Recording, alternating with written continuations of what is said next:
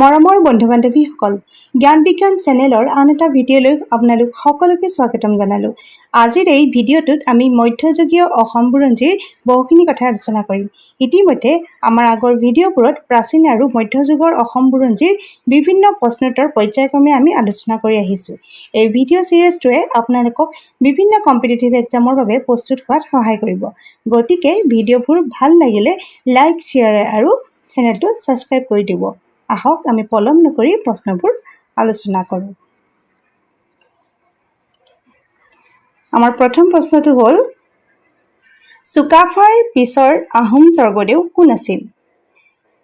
চুকাফাৰ পিছৰ আহোম স্বৰ্গদেউজনৰ নাম আছিল স্বৰ্গদেউ চুতেউফা। স্বৰ্গদেউ চুতেউফা হ'ল চুকাফাৰ পুত্ৰ আছিল। তেওঁ চুকাফাৰ মৃত্যুৰ পাছত 1268 খ্ৰীষ্টাব্দত চুতেউফাই আহোম ৰাজ্যৰ সিংহাসনত আৰোহণ কৰে। চুকাফাৰ পিছৰ দ্বিতীয় আহোম স্বৰ্গদেউজনেই হ'ল চুতেউফা। গতিকে আমি ইয়াৰ পিছৰ প্ৰশ্নটোলৈ আহোঁ। স্বৰ্গদেউ চুডাংফাই ক'ত ৰাজধানী স্থাপন কৰিছিল? স্বৰ্গদেউ চুডাংফাই ৰাজধানী স্থাপন কৰিছিল চৰগুৱাত। চুডাংফাই আহোমৰ ৰাজধানী চৰাইদেউৰ পৰা চৰগুৱালৈ স্থানান্তৰ কৰিছিল। ইয়াৰ পিছৰ প্ৰশ্নটোলৈ আহোঁ। কছাৰী ৰাজ্যৰ অধিকাংশ আহোমসকলে কাৰ ৰাজত্ব কালত দখল কৰে? এতিয়া কছাৰী ৰাজ্যৰ অধিকাংশ আহোমসকলে স্বৰ্গদেউ চুহুংমুঙৰ দিনত দখল কৰিছিল, কিয়নো 1226 খ্ৰীষ্টাব্দত আহোম আৰু কছাৰীৰ প্ৰথম সংঘৰ্ষ হয়। 1531 খ্ৰীষ্টাব্দত আহোম স্বৰ্গদেউ চুহুংমুঙে কছাৰী ৰাজ্য অধিকাৰ কৰে আৰু কছাৰী ৰজা খুনখুৰাক আঁতৰাই দেটচুং নামৰ কোঁৱৰক কৰ্দলীয়া ৰজা পাতে। 1536 চনত তেওঁক হত্যা কৰি কলং নদী পৰ্যন্ত কছাৰী ৰাজ্যখণ্ড আহোম ৰাজ্যৰ ভিতৰুৱা কৰি লয় আৰু তাত মৰঙীখোৱা গোহাঁই নামৰ বিষয়াক নিযুক্তি দিয়ে। এই কথাটো মনত ৰাখিবলগীয়া যে মৰঙীখোৱা গোহাঁই নামৰ বিষয়াক নিযুক্তি দিয়ে। ইয়াৰ পিছৰ প্ৰশ্নটোলৈ আহোঁ।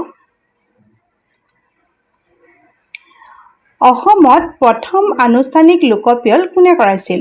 অসমত প্ৰথম আনুষ্ঠানিক লোকপিয়ল কৰোৱা স্বৰ্গদেউজন আছিল চুহুংমুং। আহোম স্বৰ্গদেউ চুহুংমুঙে প্ৰথম ৰাজ্যৰ জনসংখ্যা নিৰ্ধাৰণৰ আঁচনি হাতত লয় আৰু প্ৰজাসকলক তেওঁ শ্ৰেণী বা গোট হিচাপে বিভাজন কৰিছিল।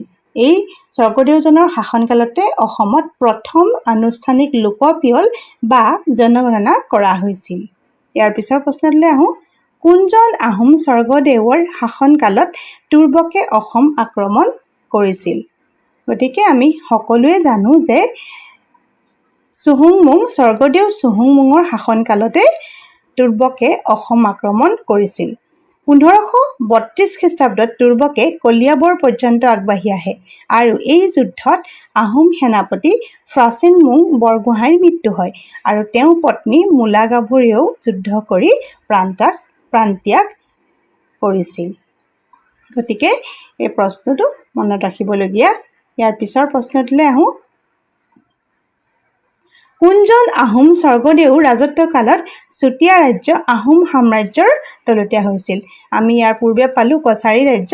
এতিয়া আমাৰ প্ৰশ্নটো হ'ল যে কোনজন আহোম স্বৰ্গদেউৰ ৰাজত্ব কালত চুতীয়া ৰাজ্য আহোম সাম্ৰাজ্যৰ তলতীয়া হৈছিল?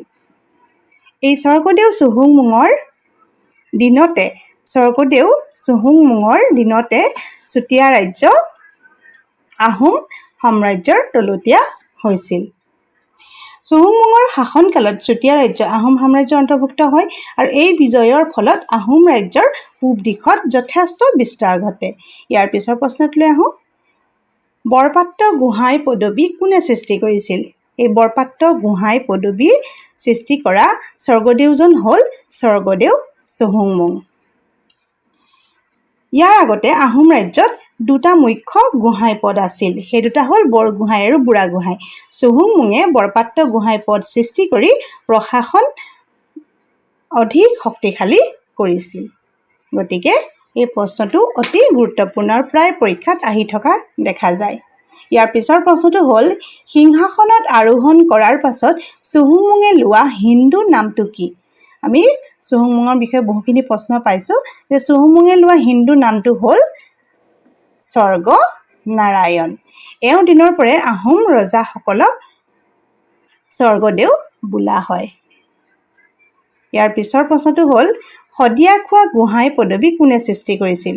শদিয়াখোৱা গোহাঁই পদবী সৃষ্টি কৰা আহোম স্বৰ্গদেউজনো হ'ল স্বৰ্গদেউ চুহুংমুং। এইটো মনত ৰাখিবলগীয়া যে চুহুংমুঙে 1524 খ্ৰীষ্টাব্দত হোৱা যুদ্ধত চুতীয়া ৰজা নীতিপালক পৰাস্ত কৰি সমগ্ৰ চুতীয়া ৰাজ্য আহোম ৰাজ্যৰ অধীন কৰি লয় আৰু এই অঞ্চলটোৰ প্ৰশাসনৰ বাবে শদিয়াখোৱা গোহাঁই নামৰ এটা নতুন পদবীৰ সৃষ্টি কৰে। শদিয়াখোৱা গোহাঁই পদত নিযুক্তি পোৱা প্ৰথম ব্যক্তিজন হ'ল ফ্ৰাচেনমুং বৰগোহাঁই। এইটো আমি মনত ৰাখিব লাগিব, কিয়নো যিকোনো পৰীক্ষাত এই পদবীকেইটাৰ বিষয়ে প্ৰায় আহি থকা দেখা যায়। শদিয়াখোৱা গোহাঁই, মৰঙীখোৱা গোহাঁই, বৰপাত্ৰ গোহাঁই, এইকেইটা পদবীৰ বিষয়ে প্ৰায় প্ৰশ্ন আহে বা আমাৰ মিলাবলৈও দিয়ে। ইয়াৰ পিছৰ প্ৰশ্নটোলৈ আহোঁ। মূলা গাভৰুৱে কোনজন তুৰ্কী সেনাপতিৰ বিৰুদ্ধে যুঁজ দি মৃত্যুবৰণ কৰিছিল? আমি পাই আহিছোঁ এই প্ৰশ্নটো যে মূলা গাভৰুৱে তুৰ্কী সেনাপতি তুৰ্বকৰ বিৰুদ্ধে যুঁজ দি মৃত্যুবৰণ কৰিছিল। এই মূলা গাভৰু আহোম ৰাজ্যৰ এগৰাকী বীৰাংগনা আছিল। তেওঁ তুৰ্কী সেনাপতি তুৰ্বকৰ বিৰুদ্ধে যুঁজ দি মৃত্যুবৰণ কৰিছিল। ইয়াৰ পিছৰ প্ৰশ্নটোলৈ আহোঁ। দিহিঙীয়া ৰজা আখ্যা পোৱা আহোম স্বৰ্গদেউগৰাকী কোন? স্বৰ্গদেউ চুহুংমুঙৰ বিষয়ে আমাৰ বিভিন্ন প্ৰশ্ন অহা দেখা যায় পৰীক্ষাবিলাকত। এই স্বৰ্গদেউ চুহুংমুঙকে দিহিঙীয়া ৰজা আখ্যা দিয়া হয়। ইয়াৰ পিছৰ আমাৰ প্ৰশ্নটোলৈ আহোঁ। কিন্তু এটা মন কৰিবলগীয়া কথা যে ইয়াৰ পূৰ্বে আছিলে চৰাগুৱা ৰাজধানী। এই চৰাগুৱাৰ পৰা দিহিং নদীৰ পাৰৰ বকতাত ৰাজধানী পাতিছিলে। কোনে পাতিছিলে? স্বৰ্গদেউ চুহুংমুঙে। সেই স্বৰ্গদেউ চুহুংমুঙৰ যে দিহিং নদীৰ পাৰত ৰাজধানী পাতিছিল, সেইবাবেই তেওঁক দিহিঙীয়া ৰজা আখ্যা দিয়া হয়। এইটো একেবাৰে সহজ কথা, মনত ৰাখিবলৈ একেবাৰে সহজ যে দিহিং নদীৰ পাৰত ৰাজধানী পাতিছিলে, সেইকাৰণে তেওঁক দিহিঙীয়া ৰজা আখ্যা দিয়া হয়। ইয়াৰ পিছৰ প্ৰশ্নটোলৈ আহোঁ। অসমৰ নেপোলিয়ন কোনজন আহোম স্বৰ্গদেউক আখ্যা দিয়া হয়? অসমৰ নেপোলিয়ন নামটো আপোনালোকে সকলোৱে জানে যে অসমৰ নেপোলিয়ন আখ্যা দিয়া আহোম স্বৰ্গদেউজনী হ'ল স্বৰ্গদেউ চুহুংমুং। কিয়নো তেওঁ অসাধাৰণ সামৰিক সাফল্য, ৰাজ্য বিস্তাৰ আৰু দক্ষ শাসনৰ বাবে তেওঁক অসমৰ নেপোলিয়ন আখ্যা দিয়া হয়। ইয়াৰ পিছৰ প্ৰশ্নটোলৈ আহোঁ। স্বৰ্গদেউ চুহুংমুঙৰ সমসাময়িক কোচ ৰজা কোন আছিল? এতিয়া আমি চুহুংমুঙৰ বিষয়ে প্ৰশ্ন পাই আহিছোঁ। স্বৰ্গদেউ চুহুংমুঙৰ সমসাময়িক কোচ ৰজা আছিলে, এইটো আমাৰ অপশ্যনটো ভুল হৈছে, সেই সময়ত আছিলে বিশ্বসিংহ। এইটো বিশ্বসিংহ হয়, কিয়নো স্বৰ্গদেউ চুহুংমুঙৰ শাসনকালত কোচ ৰাজ্যৰ প্ৰতিষ্ঠাতা বিশ্বসিংহ আছিল তেওঁ সমসাময়িক ৰজা। এইটো প্ৰশ্নও প্ৰায় অহা দেখা যায়। ইয়াৰ পিছৰ প্ৰশ্নটো হ'ল স্বৰ্গদেউ চুহুংমুঙে নিযুক্তি দিয়া প্ৰথমজন বৰপাত্ৰ গোহাঁই আছিল। স্বৰ্গদেউ চুহুংমুঙে নিযুক্তি দিয়া বৰপাত্ৰ গোহাঁই, যিহেতু বৰপাত্ৰ গোহাঁই পদবীটো তেওঁৱে সৃষ্টি কৰিছিলে, বৰপাত্ৰ গোহাঁই, আৰু প্ৰথমজন বৰপাত্ৰ গোহাঁই আছিল চেংলুং কনচেং। ইয়াৰ পিছৰ প্ৰশ্নটোলৈ আহোঁ। কোনগৰাকী আহোম স্বৰ্গদেউৰ দিনত গড়গাঁৱত ৰাজধানী স্থাপন কৰা হৈছিল? আহোম স্বৰ্গদেউ চুকলেংমুঙৰ দিনতে আমাৰ আহোম স্বৰ্গদেউ চুকলেংমুঙৰ দিনত গড়গাঁৱত ৰাজধানী স্থাপন কৰা হৈছিল। গড়গাঁৱত স্থায়ী ৰাজধানী স্থাপন কৰাৰ বাবে চুহুংমুঙৰ পুত্ৰ চুকলেংমুঙক গড়গঞা ৰজা বোলা হৈছিল। এইটো মনত ৰাখিবলগীয়া কথা যে গড়গঞা ৰজা কাক বোলা হয়? স্বৰ্গদেউ চুকলেংমুঙক গড়গঞা ৰজা বোলা হয়। এইজন স্বৰ্গদেউৰ দিনতে গড়গাঁও নগৰ, গড়গাঁও পুখুৰী, নগা আলি আদি নিৰ্মাণ কৰা হৈছিল। গতিকে প্ৰশ্নটো গুৰুত্বপূৰ্ণ। ইয়াৰ পিছৰ প্ৰশ্নটো হ'ল কোনগৰাকী আহোম স্বৰ্গদেউক খুৰা ৰজা আখ্যা দিয়া হয়? গতিকে স্বৰ্গদেউ চুখামফাক খুৰা ৰজা আখ্যা দিয়া হয়। কি কাৰণে আখ্যা দিয়া হয়?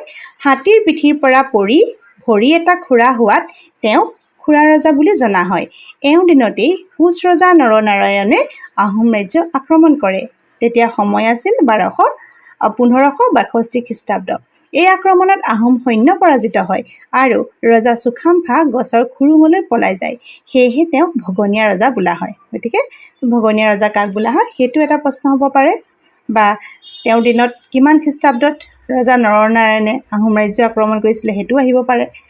1563 চনত কোচ ৰজা নৰনাৰায়ণ আৰু আহোম স্বৰ্গদেউ চুকাফাৰ মাজত স্বাক্ষৰিত হয় এখন চুক্তি, যাক কোৱা হয় মাজুলীৰ সন্ধি।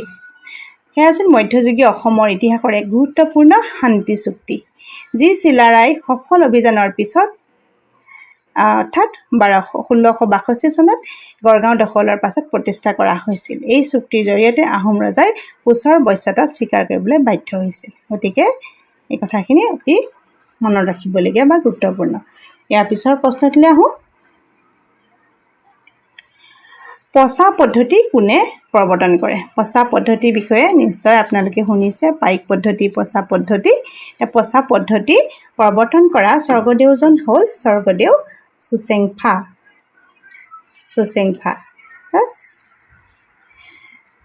প্ৰজাৰ নিৰাপত্তাৰ প্ৰতি দৃষ্টি ৰাখি তেওঁ পাহাৰীয়া জনজাতি দফলা, মিৰি, নিচি আদিৰ উপদ্ৰৱৰ পৰা জনগণক ৰক্ষা কৰিবলৈ পচা পদ্ধতি প্ৰৱৰ্তন কৰিছিলে। ইয়াৰ পিছৰ প্ৰশ্নটোলৈ আহোঁ আমি। বৰফুকন আৰু বৰবৰুৱা পদৰ সৃষ্টি কোনে কৰিছিলে? বৰবৰুৱা আৰু বৰফুকন পদৰ সৃষ্টি কৰা স্বৰ্গদেউজন হ'ল প্ৰতাপ সিংহ। বৰবৰুৱা আৰু বৰফুকন এই পদবী দুটা স্বৰ্গদেউ প্ৰতাপ সিংহই সৃষ্টি কৰিছিলে। বৃদ্ধ বয়সত ৰজা হোৱাৰ বাবে তেওঁক বুঢ়া ৰজা আৰু যথেষ্ট বুদ্ধিমান হোৱাৰ বাবে তেওঁক বুদ্ধিনাৰায়ণ আৰু অসীম প্ৰতাপেৰে যুদ্ধ কৰাৰ বাবে তেওঁক প্ৰতাপ সিংহৰ নাম দিয়া হৈছিল। লগতে গজপতি নামেৰে পৰিচিত এই ৰজাজনৰ নামেই হ'ল চুকাফাৰ পুত্ৰ চুচেংফা। চুচেংফা আমি কেইবাটাও নাম পালোঁ, সেয়া হ'ল বুদ্ধিনাৰায়ণ, প্ৰতাপ সিংহ, গজপতি আৰু চুচেংফা। ইয়াৰ পিছৰ প্ৰশ্নটোলৈ আহোঁ। পাইক আৰু খেলপথাৰ কোনগৰাকী স্বৰ্গদেউৰ দিনত প্ৰৱৰ্তন কৰে? পাইক আৰু খেলপথাৰ আহোম স্বৰ্গদেউ চুচেংফাৰ দিনত প্ৰৱৰ্তন কৰা হৈছিল।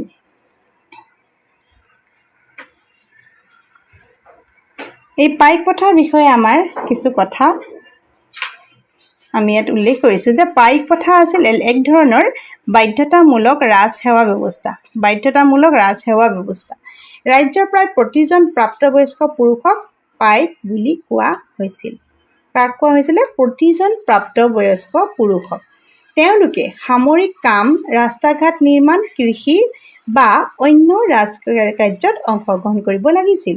তেওঁলোকে কি কৰিব লাগিছিল? সামৰিক কাম, ৰাস্তা ঘাট নিৰ্মাণ, কৃষি বা অন্যান্য ৰাজকীয় কামত। সাধাৰণতে 4জন পাইকৰ এটা গোট থাকিছিল, যাক গোট বুলি কোৱা হৈছিল, আৰু তেওঁলোকৰ মাজৰ এজনক সক্ৰিয়ভাৱে সেৱা আগবঢ়াইছিলে। আনসকলে পাল পাতি কাম কৰিছিল। ইয়াৰ বিনিময়ত তেওঁলোকে মাটিৰ অধিকাৰ লাভ কৰিছিলে। এই প্ৰথাই আহোম সাম্ৰাজ্যৰ সামৰিক আৰু অৰ্থনৈতিক শক্তি সুদৃঢ় কৰিছিল। গতিকে এটা বিশেষ ধৰণৰ ব্যৱস্থা আছিলে। এই খেলপথাৰ আছিলে সেই পাইকসকলক সংগঠিত কৰা এটা প্ৰশাসনিক পদ্ধতি। পাইকসকলক তেওঁলোকৰ পেচা বা কামৰ ওপৰত ভিত্তি কৰি বিভিন্ন খেলত ভাগ কৰা হৈছিলে। এই ব্যৱস্থাই কামৰ দক্ষতা বৃদ্ধি কৰিছিল আৰু ৰাজ্যখনৰ উন্নয়নত সহায় কৰিছিলে। গতিকে আমি পাইক প্ৰথা আৰু খেলপথাৰ বিষয়ে এটা থুলমূল ধাৰণা আমি পালোঁ।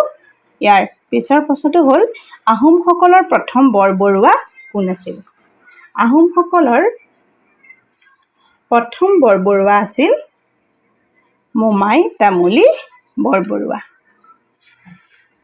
অসম বুৰঞ্জীৰ কিংবদন্তী স্বৰূপ চৰিত্ৰ লাচিত বৰফুকন মোমাই তামুলী বৰবৰুৱাৰে সুপুত্ৰ আছিল। আজি আমি 20টা MCQ আলোচনা কৰিলোঁ। প্ৰশ্নবোৰ পৰীক্ষাত অহাৰ খুবেই সম্ভাৱনা আছে। আপোনালোকে প্ৰশ্নবোৰ ভিডিঅ'টো চাই লিখি ল'ব, আৰু আপোনালোকক সহায় কৰে আমাৰ একমাত্ৰ লক্ষ্য। গতিকে এনেধৰণৰ বিভিন্ন ভিডিঅ' পাই থাকিবলৈ আমাৰ চেনেলটো ছাবস্ক্ৰাইব কৰি থ'ব। আজিলৈ ধন্যবাদ।